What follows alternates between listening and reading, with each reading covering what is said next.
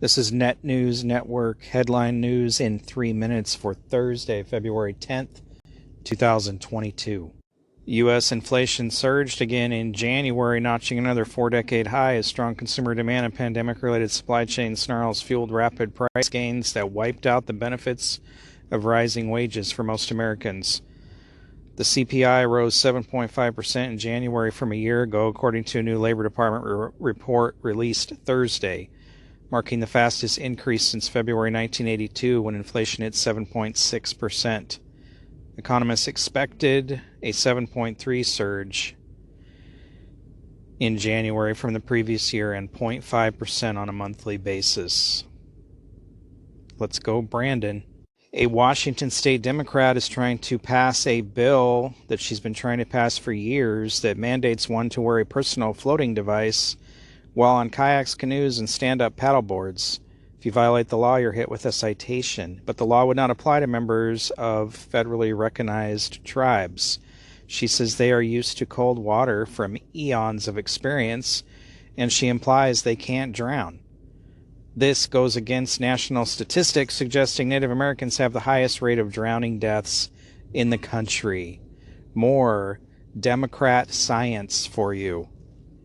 Prosecutors have provided a revealing glimpse of their strategy for the first trial stemming from the attack on the Capitol, unveiling an inventory of the extensive evidence they intend to introduce, including surveillance videos, police communication, text messages, geolocation data, and the testimony from a Secret Service agent and the defendant's own children.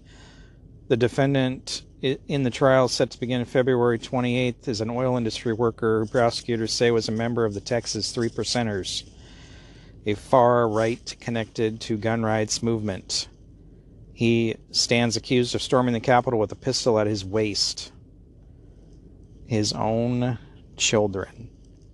Southern California's port of Long Beach is still dealing with a backlog of waiting cargo vessels, its top official said Wednesday, in renewing calls for transforming the supply chain into a 24-hour, 7-day-a-week operation. Didn't Biden and Jen Psaki tell us that was already happening? That was in the works. They were going to take care of this a couple months ago. He says about 40% of the container cargo entering the U.S. comes through the port of Long Beach and the adjacent port of Los Angeles. There are 168 hours in a week, and for the most part, our terminals are open less than half of those hours. Without expanding our terminals or building new facilities, we could still handle more cargo by utilizing more of those hours. We'd also need truckers and warehouses to go 24/7. That was supposed to happen already. This administration is inept, and their lack of action is causing these supply chain issues at stores. Like everything else Biden does or Democrats do, it's all talk and no action. They say what they need to say to get the desired response, and then they don't follow through with doing actually anything. This has been Net News Network, headline news in 3 minutes. For more, visit netnewsnetwork.net. Thanks for listening.